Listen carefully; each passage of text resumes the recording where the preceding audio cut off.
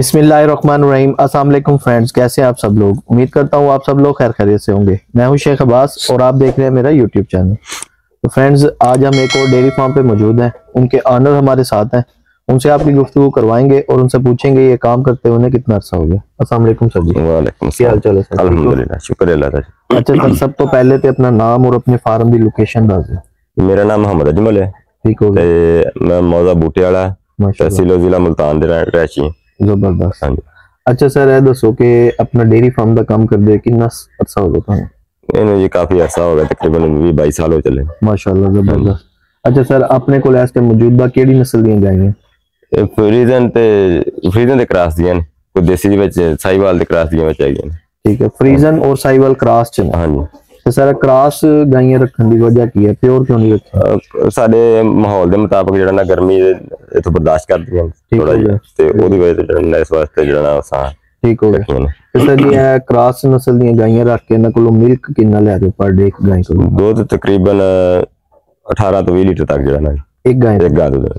ठीक हो गया। अच्छा सर, खान च इन्हां नूं दे की रहे हो? खान च इन्हां नूं सब चारा ते नाल साइलेज दे रहे। ठीक है, और इस अलावा वंडा वगैरह? वंडा भी देईदा, जो चवाई करी दी उदों उन्हां नूं वंडा पाईदा, सुबह भी ते शाम में। ठीक हो गया। अच्छा सर, हुण ए दसो कि दुध तो अलावा डेयरी फार्म दे विच इनकम दा सोर्स किहड़ा हैगा? कट्टे बच्चे इन्हां दे वेच लईदे ने, जेड़ा गोश्त बच्चे जेड़े ने ते बच्चियां साडा ओ तैयार कर लैंदे आ, झोटियां जेड़ियां कट्टियां ने ओ भी तैयार कर लैंदे। ठीक हो गया। ते सर अंदर जानवर जेड़े ने कोई विचों वेच लिया, ਉਹ ਸਾਨੂੰ ਜਿਹੜਾ ਨਾ ਬਚ ਜਾਂਦਾ। ਅੱਛਾ ਸਰ, ਤੇ ਜਿਹੜੀ ਇਹਨਾਂ ਦੀ ਤੁਹਾਡੇ ਕੋਲ ਅੱਗੇ ਨਸਲ ਆ ਰਹੀ ਹੈ, ਹਾਂਜੀ ਠੀਕ ਹੈ ਬੱਚੀ, ਉਹ ਕਿੰਨੇ ਅਰਸੇ ਚ ਇੱਕ ਤਿਆਰ ਕਰਦੇ ਹੋ ਆਪਣੇ ਕੋਲ? ਸਾਡੇ ਕੋਲ ਤਕਰੀਬਨ 3-3.5 ਸਾਲ ਲੱਗ ਜਾਂਦੇ ਨੇ ਤਿਆਰ ਹੁੰਦਿਆਂ ਸੂਣ ਤੱਕ। ਇੱਕ ਗਾਂ ਨੂੰ? ਇੱਕ ਬੱਚੀ ਦੇ। ਹਾਂ, ਬੱਚੀ ਤਿਆਰ ਕਰਕੇ ਸੂਣ ਤੱਕ। ਠੀਕ ਹੈ, ਬੱਚੀ ਤਿਆਰ ਕਰਕੇ ਸੂਣ ਤੱਕ। ਠੀਕ ਹੋ ਗਿਆ। ਅੱਛਾ ਸਰ, ਇੱਕ ਜਿਹੜਾ ਤੁਸੀਂ ਇਹਨਾਂ ਦੇ ਬੀਜ ਰਖਵਾ ਰਹੇ ਹੋ, ਸੈਟ ਜਿਹੜਾ ਰਖਵਾ ਰਹੇ ਹੋ, ਸਿਮਰ ਰਖਾ ਤੇ ਉਹ ਮੈਕਸਿਮਮ ਉਹਦੇ ਤੇ ਖਰਚਾ ਕਿੰਨਾ ਆ ਰਿਹਾ ਤੁਹਾਡਾ ਇੱਕ ਗਾਂ ਤੇ? ਉਹ 1500 2000 2500 ਇੱਥੋਂ ਤੱਕ ਜਾਣਾ ਕਰਦੇ, ਕਿਉਂਕਿ ਨਾਰਮਲ ਰਖਾਉਂਦੇ ਸੈਕਸੀ ਮਨ ਸਨੀ ਦਿਖਾ ਰਹੇ। ਅੱਛਾ, ਤੁਸੀਂ ਨਾਰਮਲ ਰਖਾਈਦਾ। ਠੀਕ ਹੈ, ਤੇ ਉਹਦੇ ਵਿੱਚ ਨਰ ਮਾਦਾ ਦੀ ਉਹ ਯਾਨੀ ਕਿ ਕੋਈ ਉਹ ਨਹੀਂ ਹੈ, ਭਾਵੇਂ ਨਰ ਆਵੇ ਭਾਵੇਂ ਮਾਦਾ ਆਵੇ, ਉਹ ਤਕਰੀਬਨ ਸ਼ੁਕਰ ਅੱਲਾਹ ਦਾ ਵੀ ਗੁਜ਼ਾਰਾ ਹੋ ਜਾਂਦਾ ਵਾ। ਠੀਕ ਹੈ, ਤਕਰੀਬਨ 50% ਬੱਚਿਆਂ ਦੇ ਚਾਂਸ ਆ ਜਾਂਦੀਆਂ ਨੇ। ਅੱਛਾ, ਜੇ 5-6 ਗਾਵਾਂ ਸੂਈਆਂ ਨੇ 3-4 ਵਿੱਚ ਬੱਚੀਆਂ ਵੀ ਆ ਜਾਂਦੀਆਂ। ਠੀਕ ਹੋ ਗਿਆ। ਹਾਂਜੀ। अच्छा सर, हुण ਇਹ ਦੱਸੋ ਸਾਡੇ ਕੁਝ ਨਿਊ ਵੀਵਰਸ ਇਸ ਕੰਮ ਨੂੰ ਅਗਰ ਸਟਾਰਟ ਕਰਨਾ ਚਾਹੁੰਦੇ ਨੇ ਤੇ ਉਹਨਾਂ ਨੂੰ ਕੀ ਮਸ਼ਵਰਾ ਦਿਓਗੇ? ਉਹ ਸਟਾਰਟਿੰਗ ਕਿੰਨੀਆਂ ਗਾਈਆਂ ਰੱਖਣ ਔਰ ਕਿਹੜੀ ਨਸਲ ਦੀ ਰੱਖਣ? ਨਹੀਂ, ਜੇ ਤੇ ਉਹਨਾਂ ਨੂੰ ਪਤਾ ਵਾ ਪਹਿਲੇ ਆਲਰੇਡੀ ਉਹਨਾਂ ਨੇ ਕੰਮ ਕੀਤਾ ਵਾ ਤਾਂ ਫਿਰ ਤੇ ਉਹ ਆਪਣੇ ਹਿੱਸੇ ਦੇ ਮੁਤਾਬਕ ਰੱਖ ਲੈਣ। ਜੇ ਉਹਨਾਂ ਨਵਾਂ ਸ਼ੁਰੂ ਕਰਨਾ ਵਾ ਫਿਰ 3-4 ਤੋਂ ਸ਼ੁਰੂ ਕਰਨ। ਠੀਕ ਹੈ, ਸਟਾਰਟਿੰਗ ਯਾਨੀ ਕਿ 3-4, ਕਿਉਂਕਿ ਉਹਨਾਂ ਨੂੰ ਤਜਰਬਾ ਹੋ ਜਾਏਗਾ ਵੀ ਅਸਾਂ ਜਿਹੜਾ ਨਾ ਉਹ ਇਹਨਾਂ ਨੇ ਕੀ ਖਵਾਉਣਾ, ਕੀ ਖੁਰਾਕ ਆ, ਇਹਨਾਂ ਦੀ ਬਿਮਾਰੀ ਦਾ ਸਾਰਾ ਕੁਝ ਦਾ ਇਹਨਾਂ ਨੂੰ ਪਤਾ ਲੱਗ ਜਾਏਗਾ। ਫਿਰ ਉਸ ਤੋਂ ਬਾਅਦ ਜਿਹੜਾ ਜਿੰਨੀ ਮਰਜ਼ੀ ਆਪਣੇ ਅਸੀਂ ਦੇ ਮੁਤਾਬਕ ਰੱਖ। ਅੱਛਾ ਸਰ, ਹੁਣ ਇਹ ਦੱਸੋ ਕਿ ਨਸਲ ਕਿਹੜੀ ਹੋਣੀ ਚਾਹੀਦੀ ਹੈ? ਨਸਲ ਫਰੀਜ਼ਨ ਜਿਹੜੀ ਨਾ ਉਹ ਅੱਛੀ ਨਸਲ ਹੈ। ਠੀਕ ਹੈ, ਫਰੀਜ਼ਨ ਕ੍ਰਾਸ ਹੈ। ਫਰੀਜ਼ਨ ਕ੍ਰਾਸ ਤੇ ਸਰ ਇਸ ਟਾਈਮ ਜਰਸੀ ਕ੍ਰਾਸ ਦੀ ਤੇ ਫਰੀਜ਼ਨ ਕ੍ਰਾਸ ਦੋਵੇਂ ਜਿਹੜੇ ਜਰਸੀ ਵੀ ਜਿਹੜੀਆਂ ਅੱਛੀਆਂ ਨੇ। ਠੀਕ ਹੈ ਸਰ, ਇਸ ਟਾਈਮ ਮੌਜੂਦਾ ਜਿਹੜਾ ਕ੍ਰਾਸ ਜਿਹੜੀ ਗਾਂ ਹੈ ਫਰੀਜ਼ਨ ਔਰ ਜਰਸੀ ਕ੍ਰਾਸ, ਹਾਂਜੀ ਸਰ, ਉਹ ਮੌਜੂਦਾ ਇੱਕ ਗਾਂ ਮਿਲਕ ਦੇਣ ਵਾਲੀ, ਹਾਂਜੀ, ਉਹ ਕਿੰਨੇ ਤੱਕ ਦੀ ਹੈ? ਜੇ ਤੇ ਕੋਈ ਅੱਛੀ ਗਾਂ ਲਓਗੇ ਚੰਗਾ, ਤਕਰੀਬਨ 20 ਤੋਂ 25 ਲੀਟਰ ਵਾਲੀ ਜਿਹੜੀ ਹੈ ਉਹ ਤੁਹਾਨੂੰ ਤਕਰੀਬਨ ਮਿਲੇਗੀ 3.5 ਤੋਂ 4 ਲੱਖ ਦੇ ਦੇਵੇ। ਠੀਕ ਹੋ ਗਿਆ। ਹਾਂਜੀ, ਤੇ ਤੁਸੀਂ ਕੀ ਮਸ਼ਵਰਾ ਦਿੰਦੇ ਹੋ ਕਿ ਸਟਾਰਟਿੰਗ ਮਿਲਕ ਵਾਲੀ ਗਾਂ ਰੱਖਣੀ ਚਾਹੀਦੀ ਹੈ ਜਾਂ ਕੋਈ ਨਵੀਂ ਲੈਣੀ ਚਾਹੀਦੀ ਹੈ ਕ੍ਰਾਸ ਕਰਤੀ ਹੋਈ? ਕੀ ਮਸ਼ਵਰਾ ਦਿੰਦੇ? ਮੈਂ ਤਾਂ ਮਸ਼ਵਰਾ ਇਹਦਾ ਕਿ ਬੱਚੀਆਂ ਖਰੀਦਣ। ਠੀਕ ਹੋ ਗਿਆ, ਜਿਹੜੀਆਂ ਸੂਣ ਵਾਲੀਆਂ ਹੋਣ ਵਾਲੀਆਂ। ਜ਼ਬਰਦਸਤ, ਯਾਨੀ ਕਿ ਪ੍ਰੈਗਨੈਂਟ ਲਵਣ ਨਾ ਜੀ, ਜਿਹੜੇ ਸਿਮਨ ਰੱਖਣ ਦੇ ਕਾਬਲ ਹੋਈਆਂ ਹੋਣ। ਅੱਛਾ ਅੱਛਾ, ਉਹ ਰੈਡੀ ਹੋਣ। ਹਾਂ, ਰੈਡੀ ਹੋਣ, ਉਹਨਾਂ ਨੂੰ ਲੈ ਕੇ ਠੀਕ ਹੈ ਤੇ ਉਹਨਾਂ ਤੇ ਸਿਮਨ ਰਖਾਉਣ ਤੇ ਉਹ ਆਪਣੇ ਤਿਆਰ ਕਰਨ, ਉਹ ਤਿਆਰ ਕਰਨ, ਉਹ ਅੱਛਾ ਰਹੇਗਾ। ਤੇ ਉਹਦੇ ਵਿੱਚ ਯਾਨੀ ਕਿ ਉਹਨਾਂ ਕੋਲ ਫਲ ਵੀ ਜਿਹੜਾ ਮਿਲ ਜਾਏਗਾ ਉਹ ਵੀ ਬੱਚੇ ਚਾਹੇਗਾ?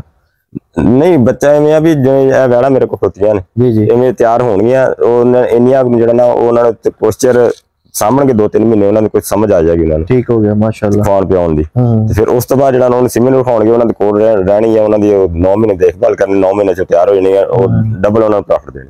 ਠੀਕ ਹੋ ਗਿਆ। ਅੱਛਾ ਸਰ, ਹੁਣ ਇਹ ਦੱਸੋ ਕਿ ਸੈਲਰੀ ਤੁਸੀਂ ਆਪਣਾ ਤਿਆਰ ਕਰ ਰਹੇ ਹੋ ਜਾਂ ਮਾਰਕੀਟ ਚ ਪਰਚੇਜ਼? ਨਹੀਂ, ਆਪਣਾ ਤਿਆਰ ਕਰੀਦਾ। ਠੀਕ ਹੈ, ਤੇ ਸਰ ਹੁਣ ਨया ਬੰਦਾ ਉਹਦੇ ਕੋਲ ਇੰਨੀ ਗੁੰਜਾਇਸ਼ ਨਹੀਂ ਹੈ ਕਿ ਉਹ ਆਪਣਾ ਤਿਆਰ ਕਰੇ, ਉਹਦੇ ਕੋਲ ਇੰਨੀ ਨਹੀਂ ਮਾਰਕੀਟ ਠੀਕ ਹੈ ਨਹੀਂ ਹੈਗਾ, ਲੇਕਿਨ ਮਾਰਕੀਟ ਚ ਖੋਤੀ ਫਸਲ ਖਰੀਦ ਲਵੇ ਉਹਦੇ ਚ ਬਾਰੇ ਚ। ठीक है, ਬਣਿਆ ਬਣਾਇਆ ਨਾ ਪਰਚੇਜ਼ ਕਰੇ। ਹਾਂ, ਉਹ ਫਸਲ ਖਰੀਦ ਕੇ ਉਹਨੂੰ ਖੁਦ ਤਿਆਰ ਕਰ ਲੈ। ਨਹੀਂ ਤੇ ਕਈ ਹੁੰਦੇ ਨੇ ਵੀ ਜਿਹੜਾ ਫਸਲ ਵੇਖ ਲਵੇ, ਵੇਖ ਕੇ ਉਹ ਖਰੀਦ ਲਵੇ, ਉਹਨਾਂ ਕੋਲ ਬਣਿਆ ਬਣਾਇਆ ਲੈ ਲਵੇ।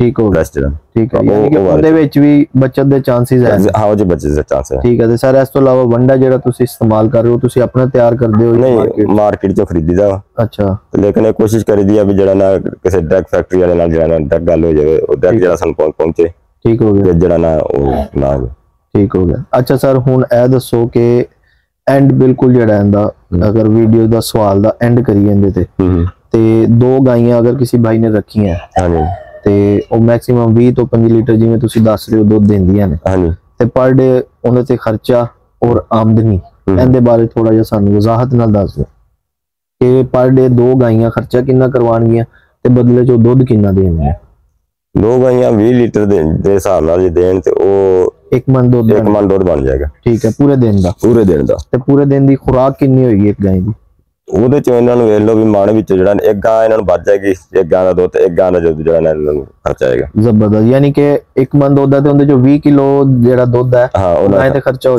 ਜਾਏਗਾ ਤੇ 20 ਕਿਲੋ ਉਹਨਾਂ ਨੂੰ ਪ੍ਰੋਫਿਟ ਹੋ ਜਾਏਗਾ ठीक हो बहुत शुक्रिया सर